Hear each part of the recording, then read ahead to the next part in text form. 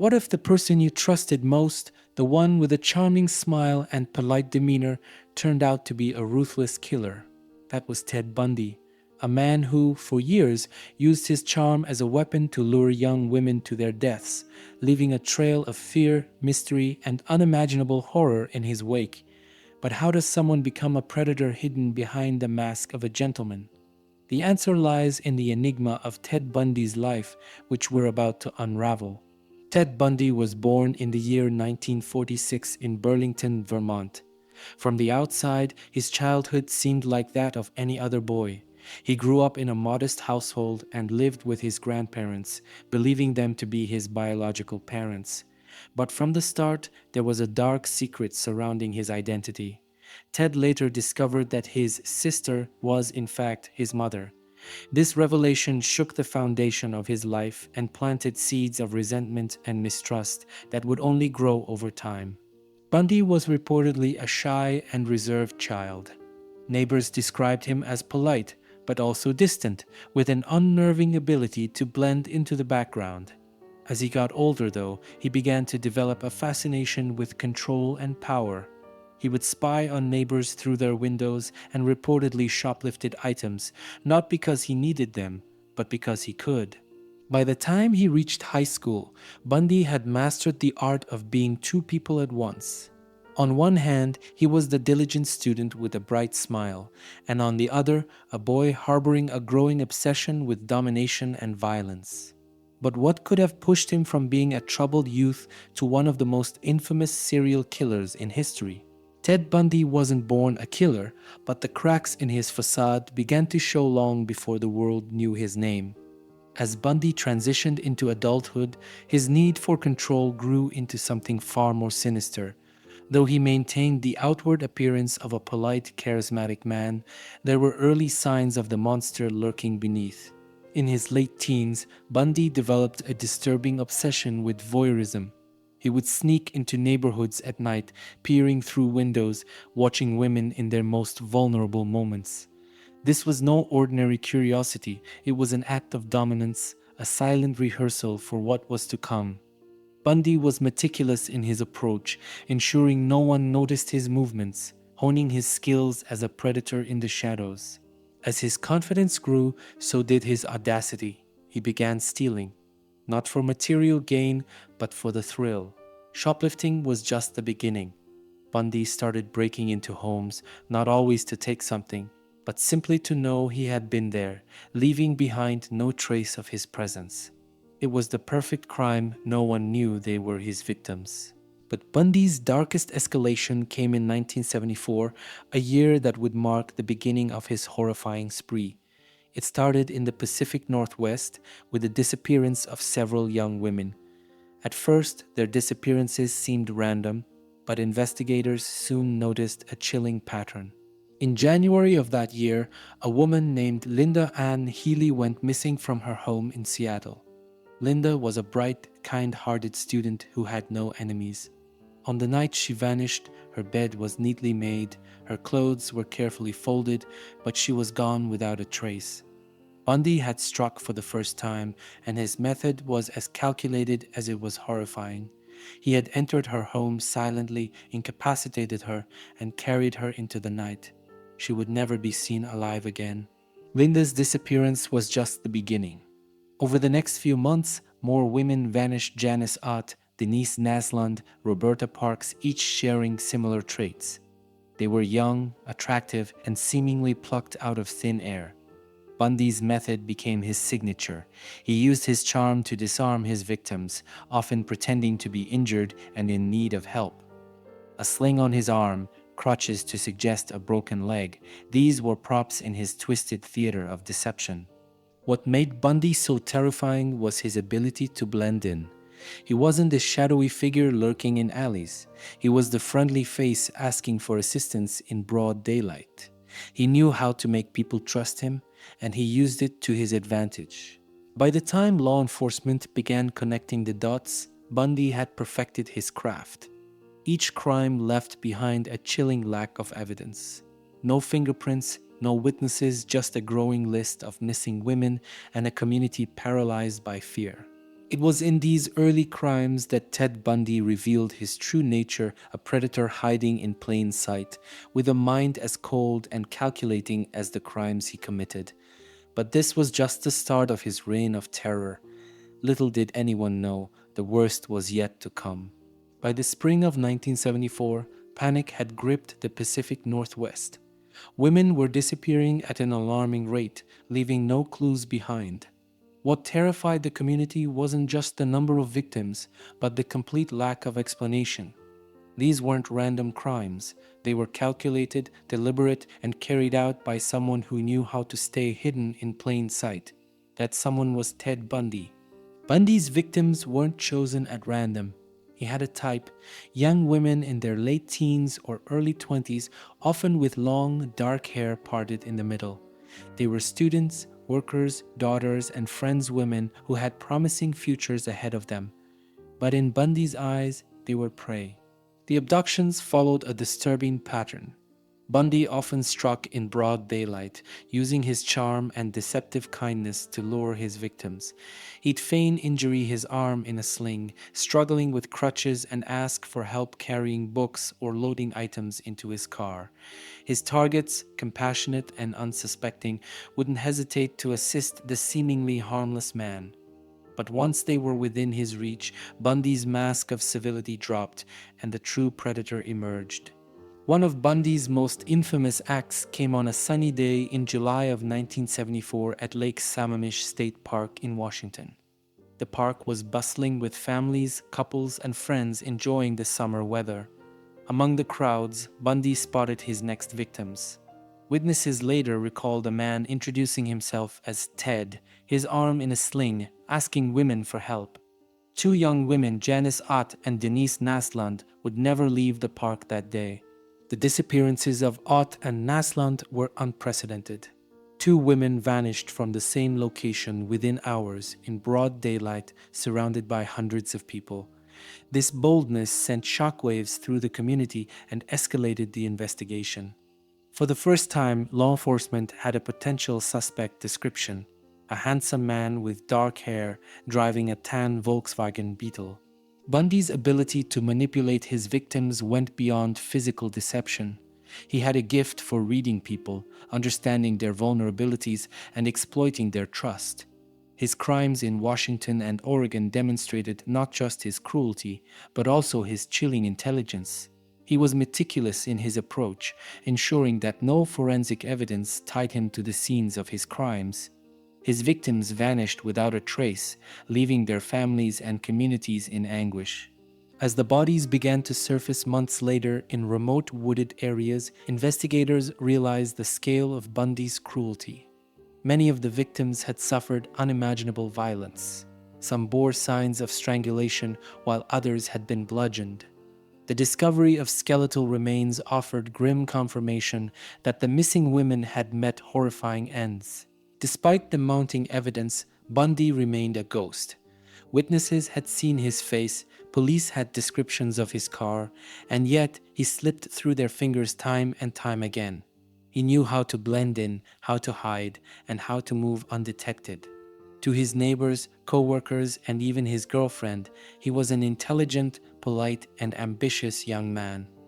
The idea that he could be responsible for such atrocities seemed impossible. The murders in the Pacific Northwest showcased Bundy's evolution from an opportunistic predator to a methodical killer. Each crime brought him closer to perfecting his techniques, emboldening him to take greater risks. But what no one realized at the time was that Bundy's terror was far from over. He was about to take his killing spree to new heights and new territories. By the fall of 1974, Ted Bundy's life appeared to be one of ambition and promise. He had been accepted into law school at the University of Utah, a prestigious step toward the future he had always envisioned. Yet, beneath the veneer of a studious young man lay a killer who was becoming more brazen, more calculated, and more insatiable. His move to Utah wasn't about reinvention, it was about expansion. Almost immediately after arriving in Salt Lake City, Bundy resumed his deadly spree. His hunting grounds shifted from the wooded parks of Washington to the quiet streets of Utah, where unsuspecting women fell victim to his meticulous methods. He didn't waste time getting comfortable. In October of that year, the body of Nancy Wilcox, a bright 17-year-old, was discovered after she disappeared while walking near her home. Authorities believed she had been abducted and killed, but her case was only the beginning. Melissa Smith, the 17-year-old daughter of a local police chief, disappeared after leaving a friend's house one evening in October. Days later, her body was found in a secluded canyon. The brutality of her murder shocked the community. She had been beaten, raped, and strangled. The fact that she was the daughter of a law enforcement officer seemed to send a chilling message.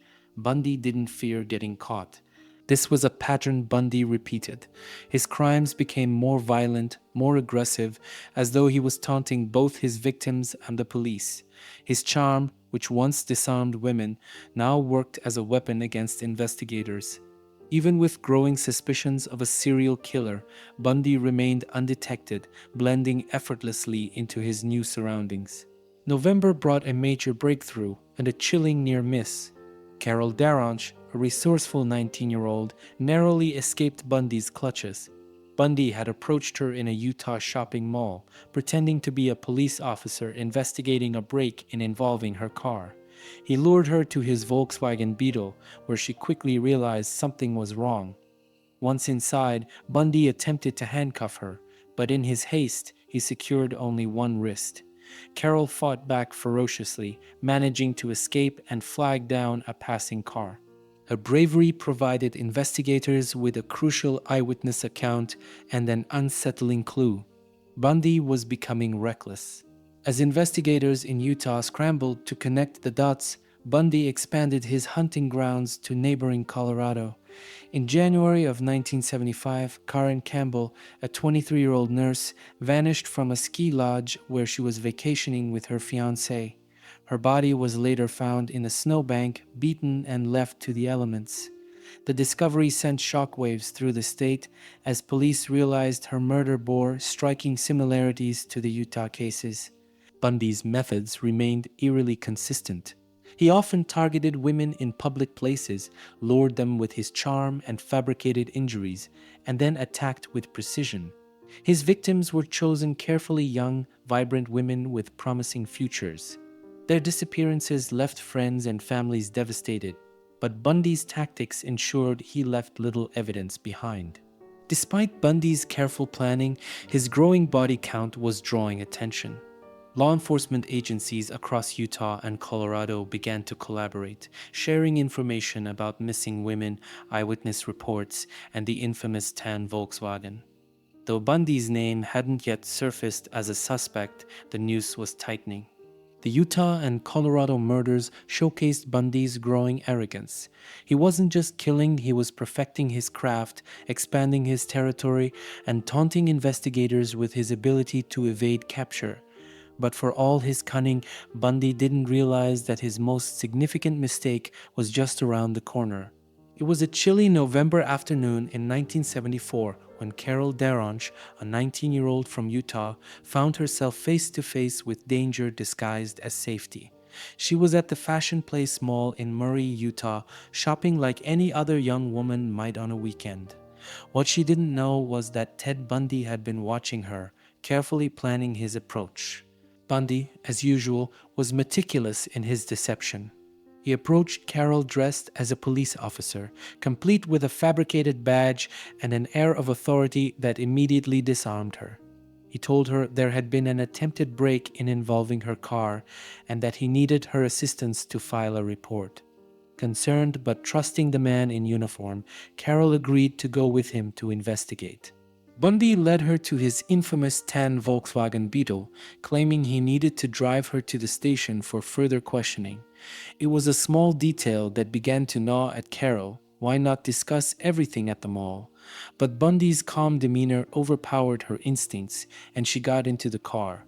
It wasn't long before her unease turned to outright fear. Instead of heading toward the police station, Bundy began driving into unfamiliar territory. When Carol questioned him, his responses became vague and unconvincing. The mask of charm and authority began to slip, replaced by something colder, something darker. Bundy pulled the car to a stop in a secluded area and lunged at her with handcuffs. Bundy's attempt to subdue Carol was swift, but so was her response. Fueled by adrenaline and sheer willpower, she fought back with everything she had. When Bundy managed to latch one handcuff to her wrist, she thrashed and screamed, refusing to give in. In the struggle, Bundy fumbled, unable to restrain her completely. Somehow, Carol managed to break free from his grip, throwing herself out of the car and into the road. A passing vehicle came into view, and she flagged it down, desperate for help. Bundy, realizing his carefully orchestrated plan had failed, sped off into the night. Carol's bravery turned the tide in the investigation.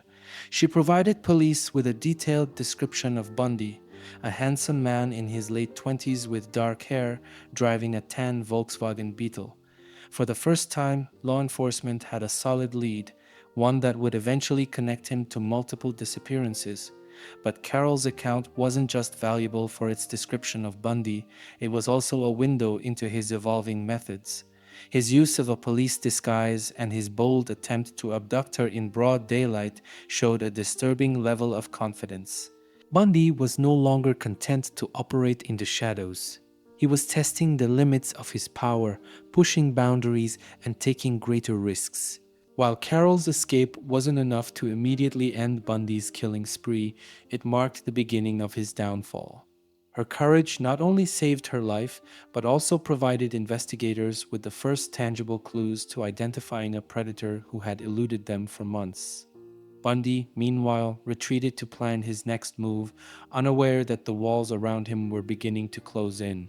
He had made his first critical mistake, underestimating the resilience of his victim.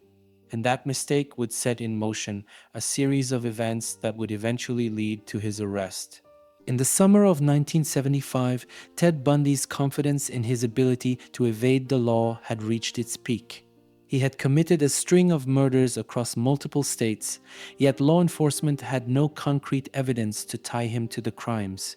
However, the walls were beginning to close in, and Bundy's first significant misstep would soon lead to his capture. Bundy's downfall began with his notorious tan Volkswagen Beetle, a key detail provided by Carol Darange after her harrowing escape.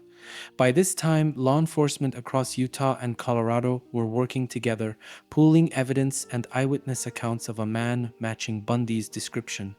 On a fateful August night in 1975, Bundy was driving through a Salt Lake City suburb when he caught the attention of a local police officer. He had been acting suspiciously, driving erratically in an area known for late-night burglaries. When the officer pulled him over, Bundy's calm and charming demeanor initially masked his true intentions.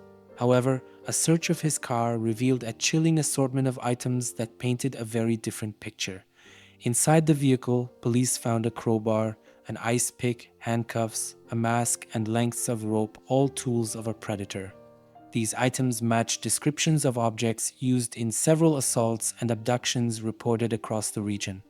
For the first time, Bundy's carefully constructed facade began to crack. Bundy was arrested, but his outward confidence never wavered. In interrogation rooms, he maintained his innocence with a charm that often left investigators frustrated. Yet the evidence against him was mounting. Carol Darange, who had vividly recalled Bundy's face, positively identified him in a police lineup as the man who had impersonated a police officer and attempted to kidnap her. This identification would prove critical in securing charges against him. In February of 1976, Bundy stood trial for the aggravated kidnapping of Carol Darange. The courtroom atmosphere was electric. Bundy, ever the master manipulator, decided to represent himself. He was articulate and persuasive, but his decision to self-represent betrayed his arrogance and hubris. Despite his efforts to charm the jury and cross-examine witnesses, the evidence against him was overwhelming. Carol Darange's testimony was pivotal. Her detailed account of Bundy's attack painted a vivid picture of his ruthlessness and cunning.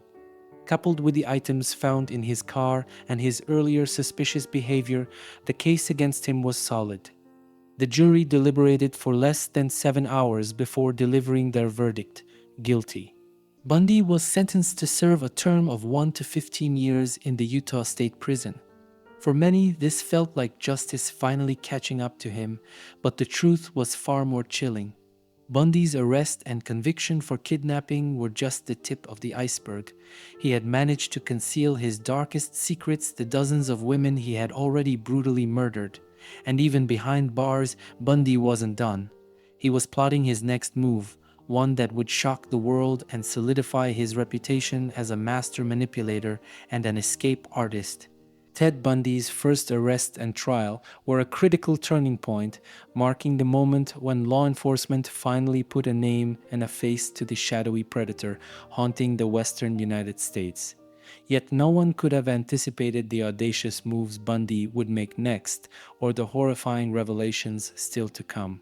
Ted Bundy's charm and cunning were his most dangerous weapons, but it was his unrelenting determination to remain in control of his fate that made him truly terrifying.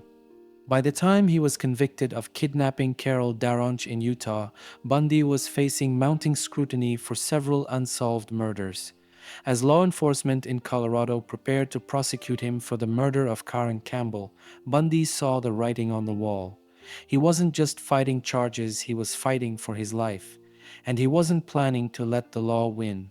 In June of 1977, Bundy was transferred to the Pitkin County Courthouse in Aspen, Colorado, to stand trial for Karen Campbell's murder. Bundy, ever the showman, insisted on representing himself. This decision granted him special privileges, including access to the courthouse law library to prepare his defense. It was there, during one of these unsupervised sessions, that Bundy made his first daring escape. Bundy had been planning his breakout for weeks. He had noticed that the second-floor library window was left unlocked and that no one was stationed to watch him while he worked. On the day of his escape, Bundy waited for his moment. When the guards were distracted, he opened the window, removed his jacket and shoes to make himself lighter, and leapt to the ground 12 feet below. Injured but undeterred, Bundy ran into the woods surrounding Aspen, leaving authorities scrambling to comprehend what had just happened. For 6 days, Bundy roamed the wilderness. He scavenged food, stole supplies, and relied on his uncanny ability to blend in with his surroundings to evade capture. Despite his resourcefulness, the harsh conditions took their toll. Hungry and exhausted, Bundy eventually broke into a cabin to steal food and clothing.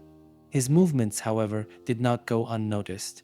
Authorities recaptured him after spotting him driving a stolen car just outside of Aspen.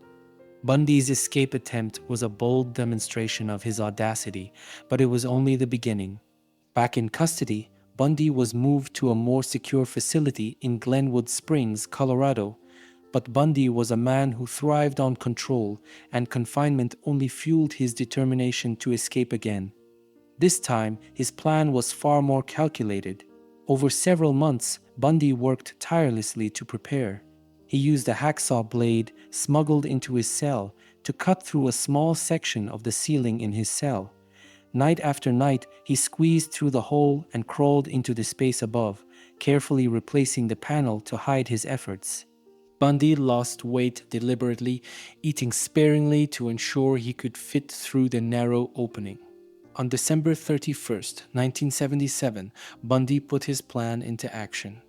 While most of the prison staff was distracted by holiday celebrations, Bundy made his escape. He climbed through the ceiling, maneuvered through the building's infrastructure, and emerged in the jailer's apartment above.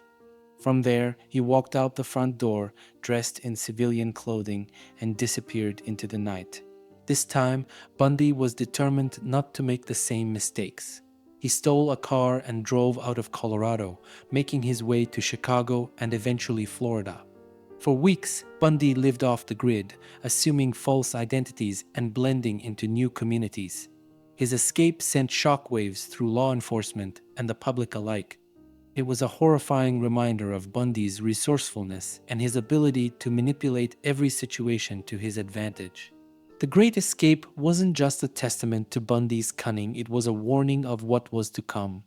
No longer confined, Bundy would soon unleash a wave of terror in Florida that would solidify his place as one of history's most infamous serial killers.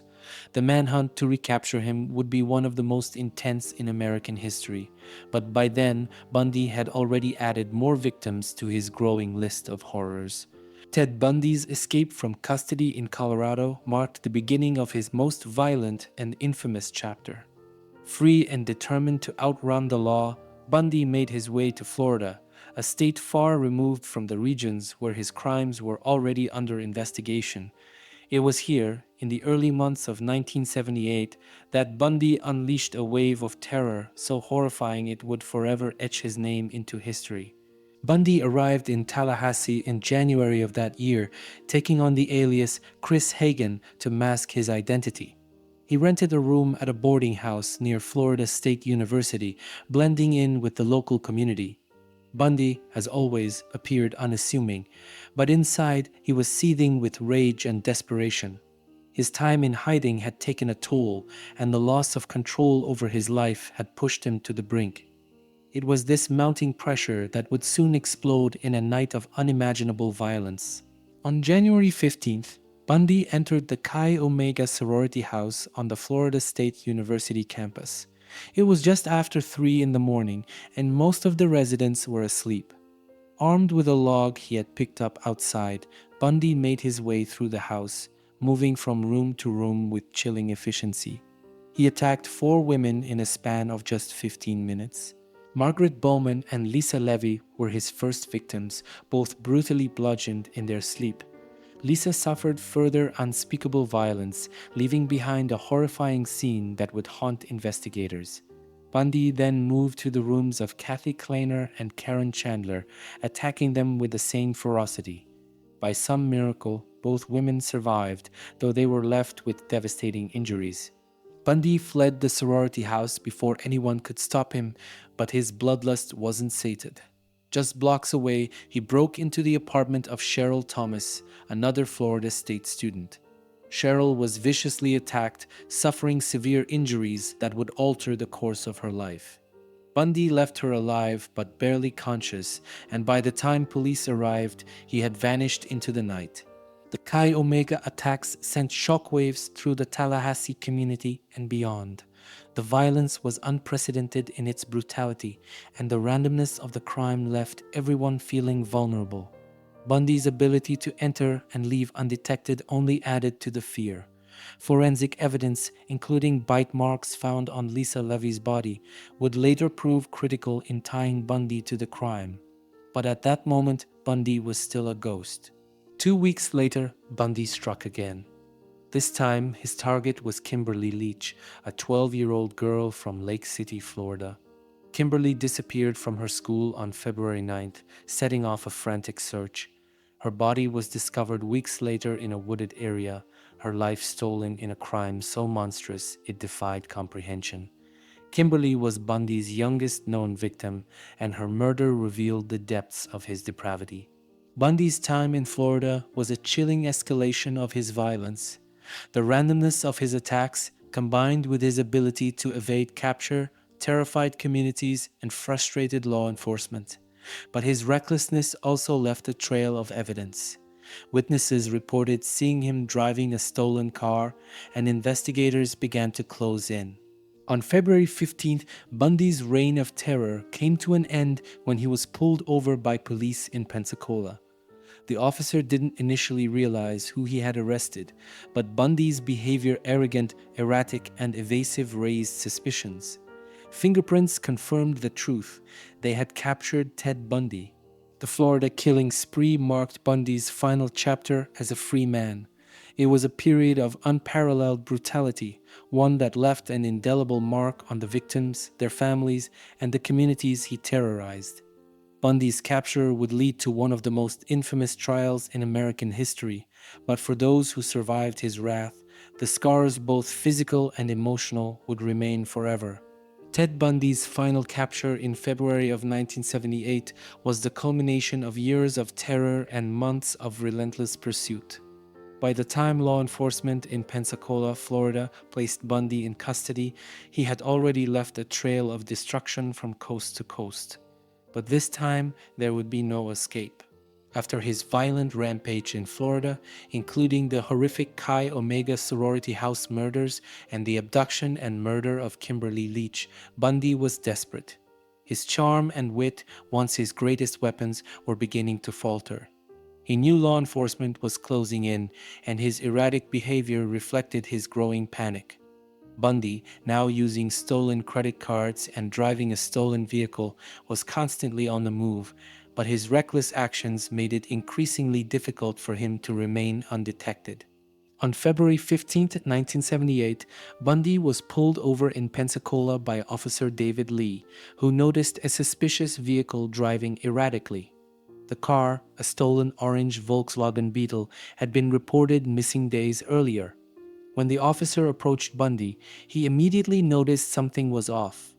Bundy's demeanor was evasive, his charm unable to mask the undercurrent of desperation.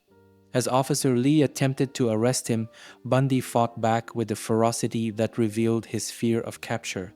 He kicked, clawed, and tried to flee, but the officer overpowered him and placed him in handcuffs. At that moment, Officer Lee had no idea he had apprehended one of the most wanted men in America. Bundy was taken into custody under the alias Kenneth Misner, a name he had stolen along with the identity's credit cards. But it wasn't long before his true identity was revealed. Fingerprints taken during processing confirmed that the man sitting in Pensacola police custody was none other than Ted Bundy, the suspect at the center of multiple murder investigations spanning several states. Law enforcement officials from Utah, Colorado, and Florida scrambled to connect the dots and secure evidence against Bundy. By now, Bundy's notoriety had reached a fever pitch, with his face plastered across newspapers and television screens. The bite mark evidence from the Chi Omega murders, eyewitness accounts, and the stolen vehicle provided investigators with enough to solidify their case against him in Florida. Forensic experts matched the impressions of Bundy's teeth to the bite wounds found on Lisa Levy, one of the sorority house victims, providing damning physical evidence. In custody, Bundy continued to exude the arrogance that had defined him throughout his killing spree. He denied involvement in the murders and at times refused to cooperate with investigators. Yet his confidence couldn't erase the mounting evidence against him. With multiple states seeking justice for his heinous crimes, Bundy realized there was no escape. His capture in Pensacola marked the end of his life on the run and the beginning of a legal battle that would forever cement his place in infamy. For the families of Bundy's victims, his arrest brought a sense of relief, but also a wave of grief as the true scope of his crimes came to light. Bundy's final arrest was more than just the end of his flight from justice. It was the moment the world finally saw the man behind the monster, stripped of his facade and facing the consequences of his horrific actions. The trial of Ted Bundy in Florida was more than just a legal proceeding, it was a spectacle that captivated the nation. Dubbed the trial of the century, it was the first court case to be nationally televised, bringing the chilling details of Bundy's crimes into living rooms across America. But what made this trial even more surreal was Bundy himself, a man who seemed to revel in the attention, using the courtroom as his stage. Bundy was charged with the murders of Margaret Bowman and Lisa Levy at the Chi Omega sorority house, as well as the attempted murders of Kathy Kleiner and Karen Chandler. He also faced separate charges for the abduction and murder of Kimberly Leach. The prosecution's case against Bundy was strong, bolstered by forensic evidence, eyewitness testimony, and Bundy's infamous bite mark, a critical piece of physical evidence that would ultimately seal his fate. Rather than rely on legal counsel, Bundy made the audacious decision to represent himself. It was a move born out of arrogance and a belief in his own intellectual superiority.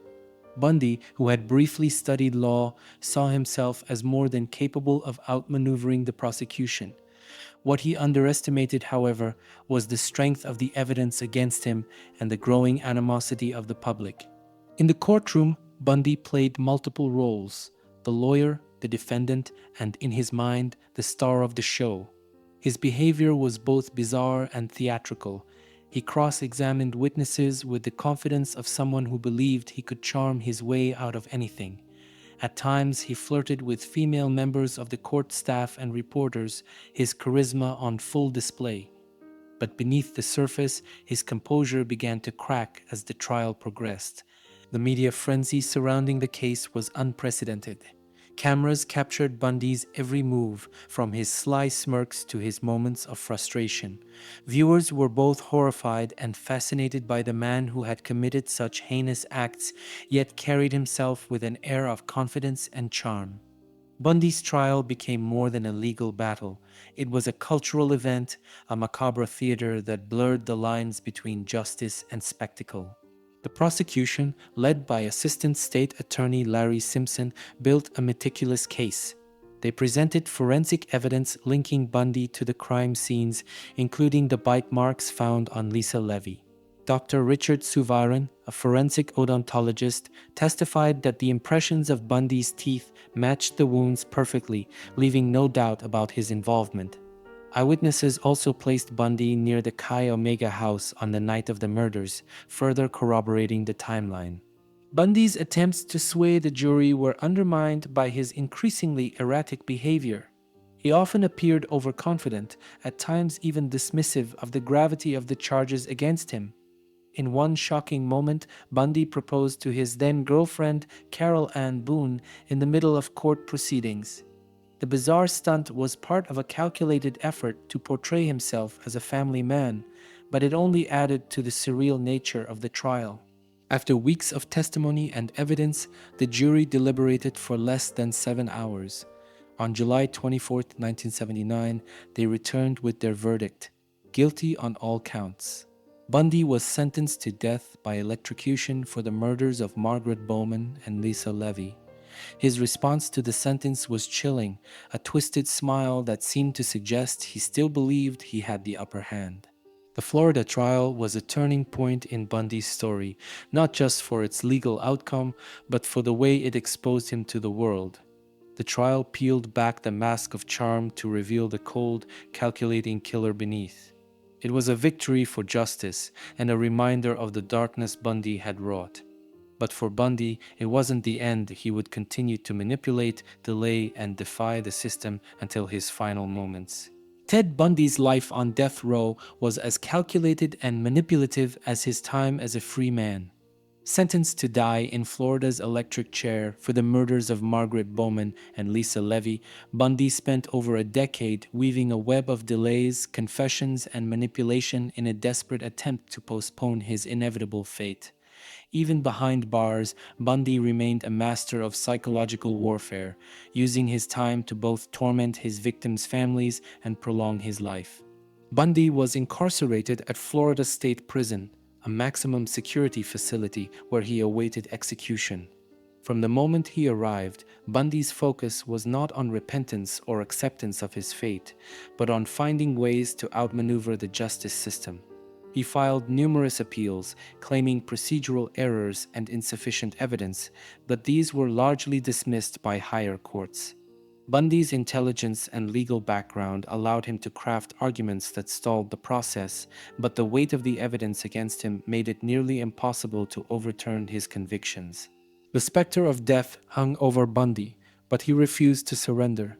He used the media to his advantage, giving interviews where he portrayed himself as a misunderstood victim of the system. His charisma and articulate manner once again drew attention, with some people still questioning whether someone so outwardly charming could be capable of such monstrous acts. Bundy's manipulation extended even to those around him. He maintained a relationship with Carol Ann Boone, who had stood by his side during his trials and even bore his child while he was on death row. Bundy's most insidious tactic, however, was his confessions. In the late 1980s, as his execution date drew closer, Bundy began confessing to murders he had long denied. He provided chilling details about the crimes, leading investigators to remains and revealing previously unknown victims. His goal was clear: to buy himself more time. By offering these confessions in increments, Bundy hoped to convince authorities that he held valuable information they couldn't afford to lose. While Bundy's confessions provided closure for some families, they were also a cruel reminder of his manipulative nature. He withheld certain details, leaving investigators to wonder whether he was telling the full truth or simply toying with them. Bundy's admissions painted a horrifying picture of a predator who had likely claimed the lives of over 30 women, though the true number may never be known. The families of Bundy's victims watched in frustration and anguish as he continued to delay his execution. Each appeal, each confession, was another attempt to evade justice. But as the years passed, Bundy's options dwindled. In 1988, the courts denied his final appeals, setting the stage for his execution. In his final days, Bundy continued to seek attention. He gave a series of interviews, including a now infamous conversation with evangelical psychologist James Dobson, in which Bundy blamed pornography for his violent tendencies. The interview was widely criticized as another attempt to shift blame and control the narrative, rather than take responsibility for his actions. On January 24, 1989, Bundy was executed in Florida's electric chair. Crowds gathered outside the prison, some holding signs celebrating the end of Bundy's reign of terror. As the switch was flipped, Bundy's life ended in the same way he had lived it, surrounded by a mix of fascination and revulsion. Bundy's time on death row was a reflection of his entire life, manipulative, calculated, and devoid of true remorse. Even in his final moments, Bundy clung to the illusion of control, but in the end, justice prevailed. His death brought closure to some, though the scars of his crimes lingered long after he was gone. For the families of his victims, his execution was not just an end, but a small measure of justice for the lives he had stolen. Ted Bundy remains one of the most chilling examples of a calculated and remorseless killer, a man whose outward charm and intelligence masked an inner darkness.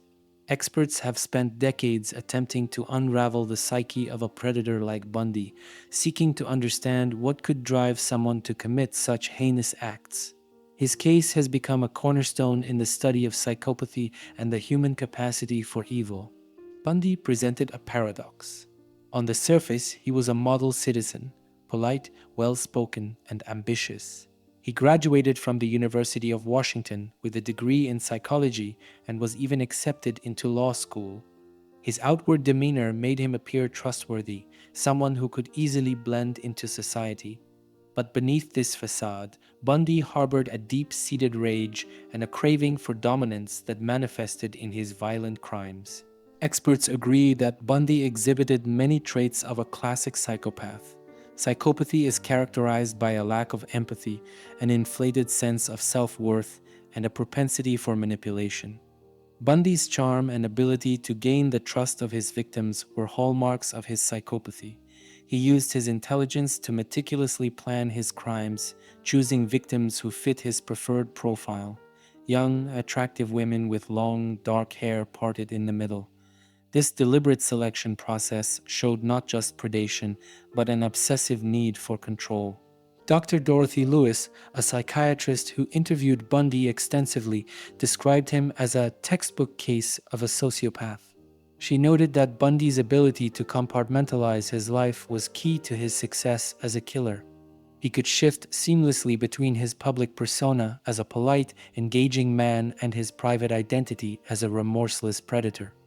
This duality allowed Bundy to evade suspicion for years, even from those closest to him, including his longtime girlfriend, Elizabeth Klopfer. Bundy's childhood has often been scrutinized for clues to his behavior. Born out of wedlock in 1946, Bundy was raised believing his grandparents were his parents and his mother was his sister. This deception, combined with the strict and abusive environment of his early home life, may have contributed to feelings of inadequacy and resentment. Bundy later described a sense of alienation as a child, claiming he never truly felt like he belonged. One of the most chilling aspects of Bundy's psyche was his ability to rationalize his actions. He often portrayed himself as the victim, blaming external factors such as pornography for his behavior. In interviews, Bundy spoke about his crimes with a cold detachment, as if recounting events that happened to someone else. This lack of accountability is a hallmark of psychopathy, as it demonstrates a complete absence of remorse. Bundy's need for power and control extended beyond his crimes. Even during his trials and time on death row, he sought to manipulate those around him, using his charm and intellect to maintain a sense of superiority. His decision to represent himself in court, despite having no formal legal training, was a clear example of his inflated self-image.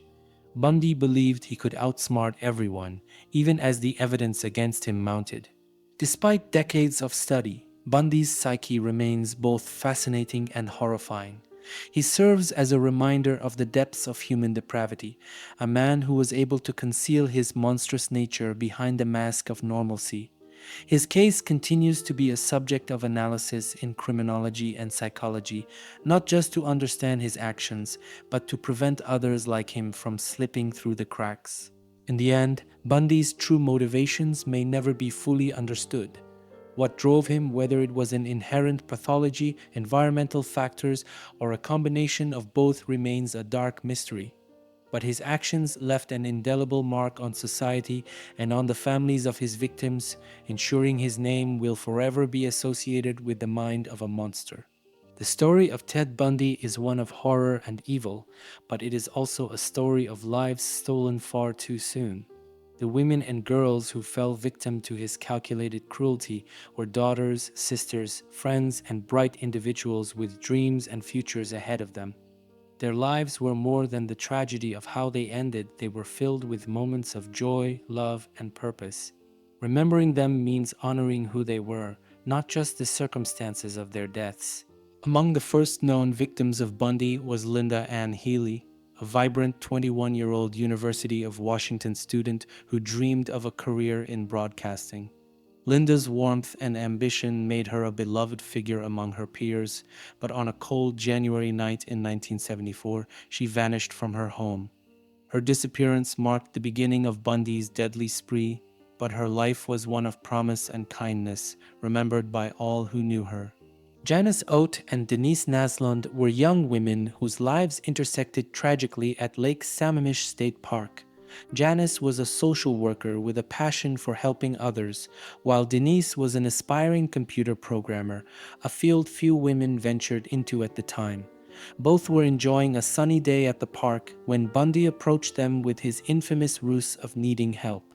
Their loss was a devastating blow to their families and a chilling reminder of Bundy's predatory cunning.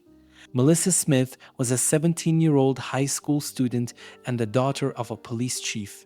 She loved music and her friends, and she dreamed of traveling the world. Her disappearance in Utah in October of 1974 shook her community, especially given her father's role in law enforcement. Melissa's life was full of hope and potential, stolen by a man who thrived on destruction. Among Bundy's youngest victims was Kimberly Leach, a 12-year-old girl from Lake City, Florida. Kimberly was a bright, spirited child who adored her family and excelled in school.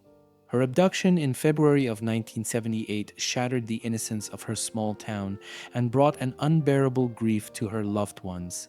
Kimberly's memory remains a testament to the unimaginable pain Bundy's actions inflicted on those left behind.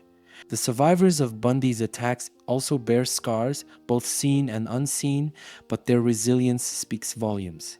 Kathy Kleiner and Karen Chandler, who survived the Chi Omega sorority house attacks, have spent decades rebuilding their lives and sharing their stories to honor their fallen sorority sisters, Margaret Bowman and Lisa Levy. Margaret was a compassionate soul studying art history, and Lisa was a lively young woman with a love for dance. Both were taken in the prime of their lives, but their memories live on through those who survived. These women and girls were more than victims. They were individuals with unique passions, dreams, and relationships. They were loved and cherished, and their families continued to carry their legacies forward. While Bundy's name may loom large in the history of crime, it is their names Linda, Janice, Denise, Melissa, Kimberly, Margaret, Lisa, and so many others that deserve to be remembered. Each story is a reminder of the vibrant lives lost to Bundy's senseless violence. By speaking their names and sharing their stories, we ensure they are not defined solely by the tragic end they met, but by the joy and love they brought to the world. Their legacies endure in the hearts of their families and in the collective memory of a society determined to prevent such horrors from ever happening again. The women who survived Ted Bundy's attacks were not only victims of unimaginable terror, but also symbols of resilience and courage. Their harrowing experiences serve as reminders of Bundy's brutality, but more importantly, they highlight their strength in the face of pure evil. These women not only lived to tell their stories, but also became pivotal in the fight to bring Bundy to justice. Carol Daronchi's escape in November of 1974 was one of the first cracks in Bundy's carefully constructed facade. Bundy, posing as a police officer, lured her into his infamous tan Volkswagen Beetle under the pretense of investigating a break-in. Once inside, his charm vanished, replaced by violence as he tried to handcuff her. Carol, fueled by sheer determination and the will to survive, fought back with everything she had. She managed to escape the car, flagging down a passing motorist for help. Carol's bravery not only saved her life, but provided law enforcement with a detailed description of Bundy and his methods, setting the stage for his eventual arrest. Kathy Kleiner and Karen Chandler survived Bundy's vicious attack on the Chi Omega sorority house in January of 1978. Both women were asleep in their rooms when Bundy entered and bludgeoned them with a log. Despite suffering severe injuries, including broken jaws and shattered skulls, both women lived through the ordeal. Their survival was nothing short of miraculous, given the ferocity of the attack. Over the years, Kathy and Karen have spoken openly about their experiences, honoring the memory of their friends Margaret Bowman and Lisa Levy, who lost their lives that night. Another survivor was Cheryl Thomas, a Florida State University student who was attacked by Bundy just hours after the Chi Omega murders. Bundy broke into Cheryl's apartment and brutally beat her, leaving her with permanent injuries, including hearing loss and a dislocated shoulder. Cheryl's survival was a testament to her strength and the quick response of her neighbors, who heard the commotion and called for help. Though her life was forever altered, Cheryl's courage in moving forward has inspired many. These women's stories reveal not just the horror of Bundy's actions, but the indomitable spirit of those who survived him. For Carol, Kathy, Karen, Cheryl, and others like them, life after their attacks was marked by physical and emotional scars, but also by a determination to reclaim their lives. They became advocates, voices for the victims who didn't survive, and crucial witnesses who helped bring Bundy to justice. Their bravery stands as a powerful reminder of the human capacity for survival and resilience. While Bundy sought to destroy, these women refused to let him define their lives. They chose instead to use their experiences to make a difference, whether by aiding investigations, sharing their stories, or simply continuing to live with strength and courage. Their tales of escape and survival are not just chapters in Bundy's dark legacy, but enduring testaments to the power of hope and resilience in the face of evil. The pursuit of Ted Bundy was one of the most intense and complex manhunts in American criminal history. Spanning multiple states and involving numerous law enforcement agencies, the effort to catch Bundy was a race against time, as investigators struggled to stop a killer who left few clues and moved with calculated precision. Bundy's ability to evade capture was rooted in his cunning and adaptability. He committed crimes across several states, including Washington, Oregon, Utah, Colorado, and Florida, taking advantage of the lack of communication between law enforcement agencies at the time.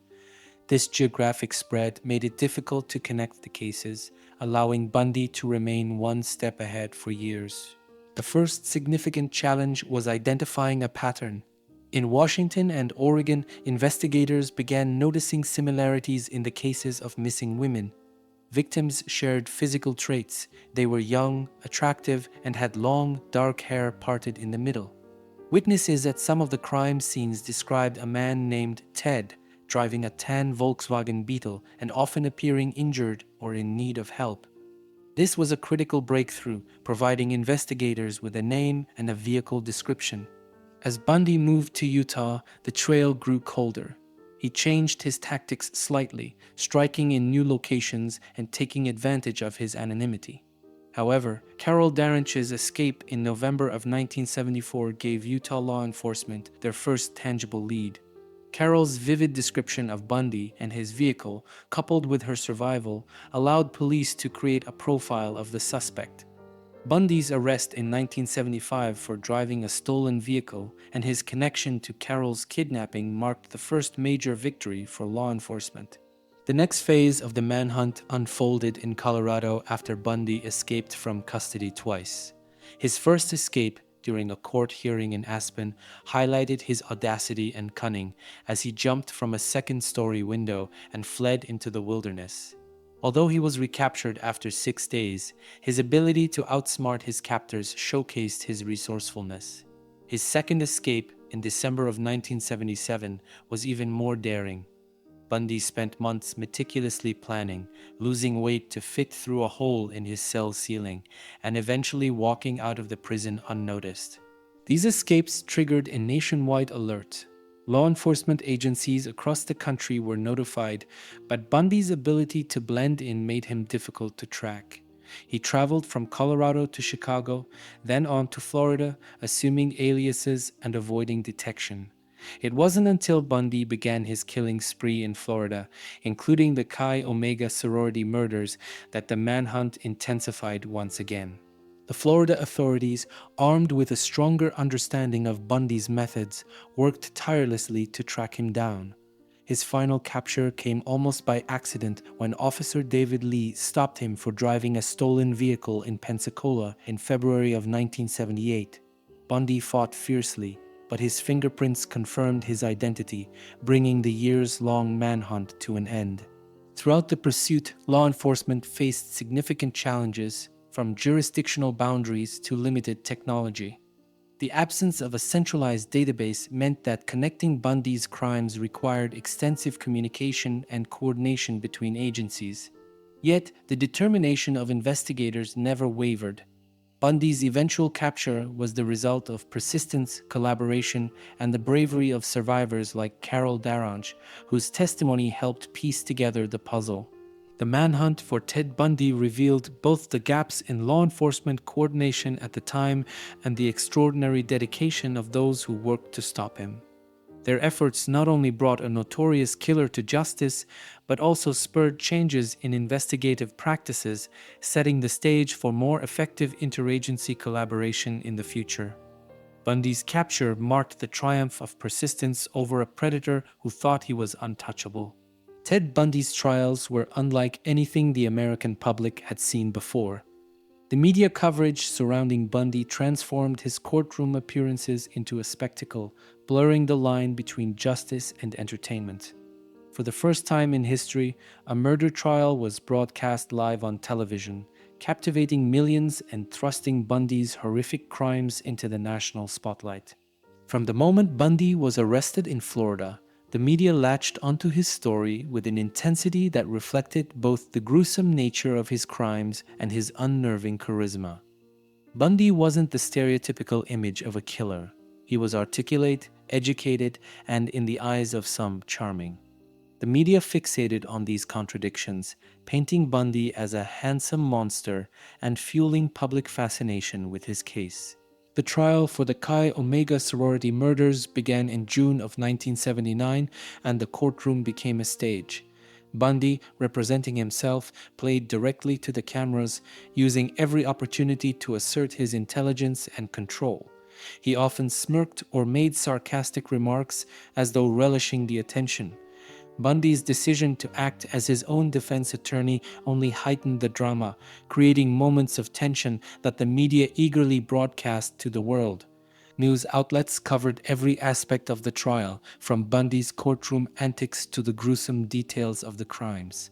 The testimonies of surviving victims and forensic experts, including the chilling bite mark evidence, were reported with graphic detail. Bundy's courtroom marriage proposal to Carol Ann Boone, one of his most ardent supporters, added a surreal twist to an already sensationalized trial. The proposal, made during his cross-examination of Boone, was a legally binding act that played out on live television, further fueling the public's fascination. The media frenzy shaped public perception of Bundy in complex ways. For some, the coverage humanized him, focusing on his charm and intelligence rather than his crimes. This led to a disturbing phenomenon: fan mail from women across the country who admired Bundy or believed in his innocence. Others, however, were repulsed by his arrogance and saw him as the embodiment of evil, a predator who thrived on manipulation and control. The overwhelming media presence also influenced the judicial process. Bundy's defense team repeatedly argued that the intense coverage jeopardized his right to a fair trial, claiming that the constant scrutiny created a biased jury pool. The prosecution countered that the evidence against Bundy was so strong that media coverage was irrelevant to the outcome. Despite these debates, the trial proceeded under the watchful eye of both the courts and the public. For the families of Bundy's victims, the media's sensational approach was a double-edged sword. On one hand, it ensured that Bundy's crimes were taken seriously and that justice was pursued with relentless determination. On the other hand, the constant coverage often overshadowed the victims themselves, focusing more on Bundy's personality and theatrics than on the lives he had destroyed. When the verdict was finally delivered guilty on all counts, the media captured every moment, from Bundy's stunned expression to the cheers of relief from victims' families. His death sentence became another chapter in the public's obsession, with news outlets continuing to follow his appeals and final days on death row. The media frenzy surrounding Bundy's trial was a turning point in American crime reporting, setting the precedent for the intersection of justice and spectacle. While it brought unprecedented attention to the severity of Bundy's crimes, it also raised ethical questions about the role of the media in shaping public perception and the potential for overshadowing the pursuit of justice. Ultimately, Bundy's trial became a macabre reflection of society's fascination with the dark and the unthinkable. Ted Bundy's execution on January 24, 1989, marked the end of one of the most notorious criminal sagas in American history. For over a decade, Bundy had manipulated the justice system, using appeals, confessions, and his charisma to delay his fate. But in the final days, the clock ran out on a man who had spent his life defying accountability. The final countdown to Bundy's execution began in earnest after his appeals were exhausted in 1988. The U.S. Supreme Court rejected his last petition, and Florida Governor Bob Martinez signed his death warrant. Bundy, who had spent years confidently challenging the system, now faced the grim reality of his impending death. His demeanor shifted in these final days. Gone was the arrogant showman, replaced by a man desperate to cling to life. Bundy's final hours were marked by a flurry of activity.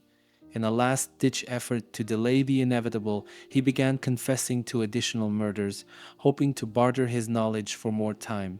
Law enforcement officials from across the country descended on Florida State Prison, eager to close unsolved cases tied to Bundy. Over the course of his confessions, Bundy admitted to killing over 30 women, though the true number remains uncertain. His chilling accounts were detailed and precise, offering investigators a glimpse into the mind of a predator.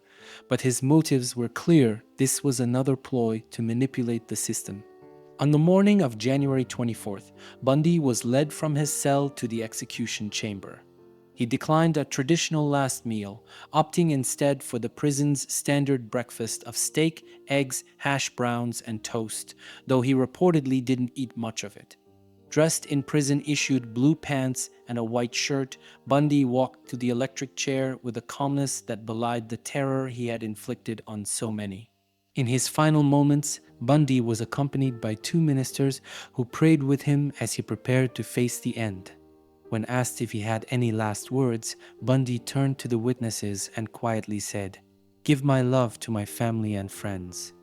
It was a simple and calculated statement, devoid of remorse for his victims or acknowledgement of the lives he had destroyed.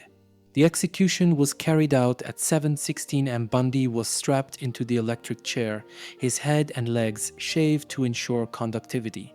As the switch was flipped, a current surged through his body, ending the life of a man who had evaded justice for so long. Witnesses described the scene as clinical and efficient, a stark contrast to the horrors Bundy had inflicted on his victims. Outside the prison, a crowd of over 200 people gathered to celebrate the execution. They held signs reading "Burn, Bundy, burn," and cheered as news of his death was announced. Fireworks lit up the sky, and chants of celebration echoed through the crowd. For many, Bundy's execution was not just justice, it was a moment of closure for the families of his victims and the communities he had terrorized. Reactions to Bundy's execution were polarizing. While many saw it as a fitting end for a man who had caused so much pain, others questioned the ethics of capital punishment, even for someone as monstrous as Bundy. Among the families of his victims, there was relief, but also the haunting realization that no punishment could bring their loved ones back. Ted Bundy's final hours were a grim conclusion to a life defined by manipulation, violence, and deceit. His death marked the end of a terrifying chapter in American history, but the scars he left behind remain. For those who survived him, his execution was a symbolic victory, proof that even the most cunning predator could not escape justice forever. Ted Bundy's crimes left a profound and lasting impact on criminal justice, forensic science, and public awareness. His reign of terror revealed significant gaps in law enforcement coordination and investigative methods, forcing systemic changes to prevent such atrocities from happening again. Bundy's case also revolutionized forensic techniques and reshaped society's understanding of serial killers, leaving a legacy that continues to influence how justice is pursued today. One of the most critical lessons from Bundy's crimes was the need for better interagency communication. Bundy operated across multiple states: Washington, Oregon, Utah, Colorado, and Florida, exploiting the lack of coordination between law enforcement agencies. At the time, each state worked independently, and there was no centralized system to share information about missing persons or potential suspects. This allowed Bundy to evade detection for years, moving freely and adapting his methods to avoid capture. Bundy's case highlighted the necessity of interstate cooperation. His killing spree directly contributed to the creation of national crime databases such as the FBI's Violent Criminal Apprehension Program (VCAP). These systems now allow agencies to share data on unsolved crimes, patterns, and suspects, making it much harder for criminals like Bundy to operate undetected across jurisdictions. His case also emphasized the importance of task forces where multiple agencies collaborate on cases involving suspected serial offenders. Forensic science also experienced a turning point during Bundy's trials. The use of bite mark analysis in the Chi Omega case was groundbreaking at the time, demonstrating how forensic odontology could link a suspect to a crime. Although bite mark evidence has since been scrutinized for its reliability, Bundy's case marked a significant moment in the evolution of forensic techniques. His trial underscored the importance of physical evidence and paved the way for the development of more advanced forensic methods, including DNA analysis, which became a cornerstone of criminal investigations in the decades that followed. Bundy's crimes also ushered in a new era of public awareness about the nature of serial killers. Before Bundy, the term serial killer was not widely understood, and many people believed such predators were rare or confined to specific circumstances. Bundy shattered those illusions. He demonstrated how someone could blend into society, using charm and intelligence as weapons to disarm his victims and evade suspicion. His crimes forced society to confront the disturbing reality that predators could be anyone, even the seemingly perfect neighbor, coworker, or friend. Bundy's high-profile trial, with its unprecedented media coverage, also changed the relationship between the justice system and the public. The live broadcast of his courtroom proceedings set the stage for future cases to become media spectacles. While this brought greater transparency, it also raised ethical questions about the role of media in shaping public perception and its potential to influence judicial outcomes. The Bundy trial became a template for the true crime obsession that continues today, with books, documentaries, and podcasts delving into cases that capture the public's imagination. Beyond the legal and forensic implications, Bundy's crimes spurred a cultural shift in how people approached personal safety.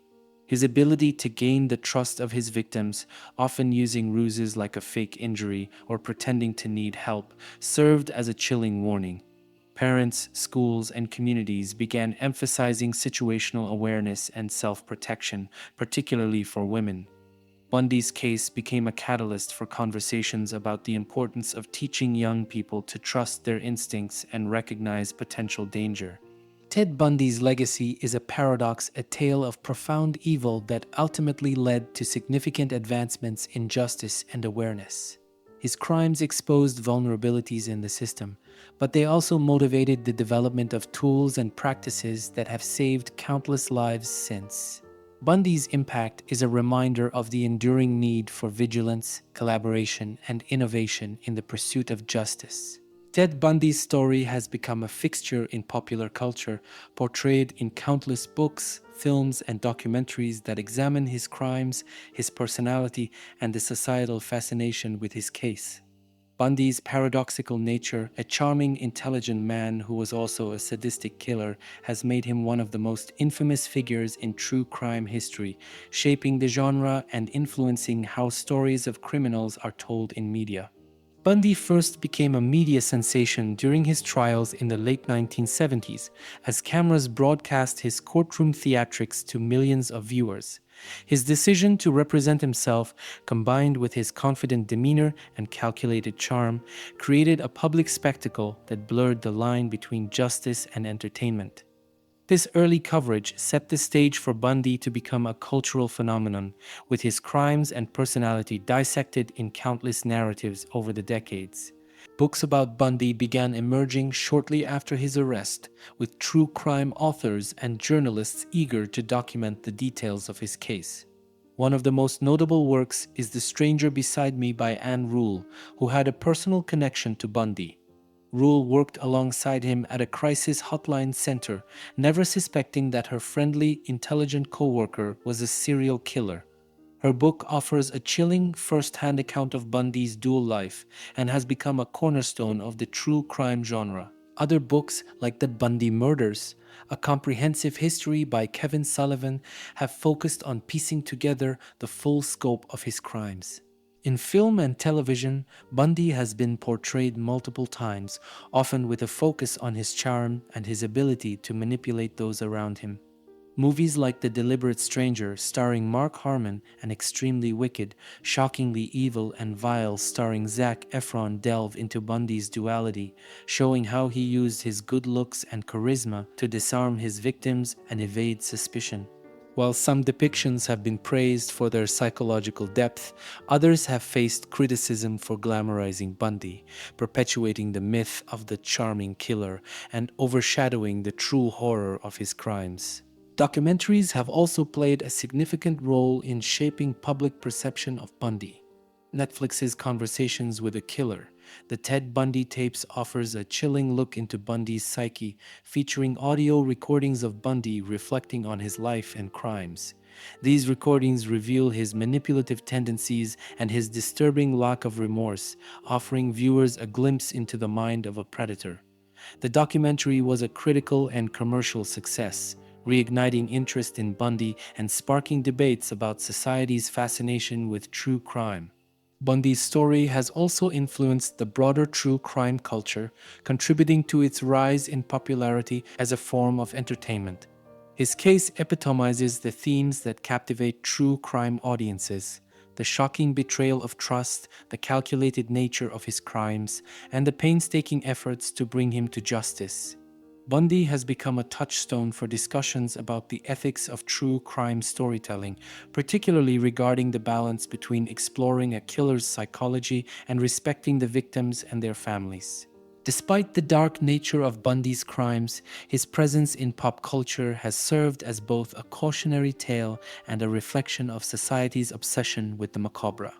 His story has inspired discussions about how predators manipulate their victims, how justice is pursued, and how the media shapes public understanding of crime. While Bundy's legacy is one of horror, the narratives that continue to explore his life and crimes also serve as reminders of the importance of vigilance, justice, and the enduring resilience of those affected by his actions.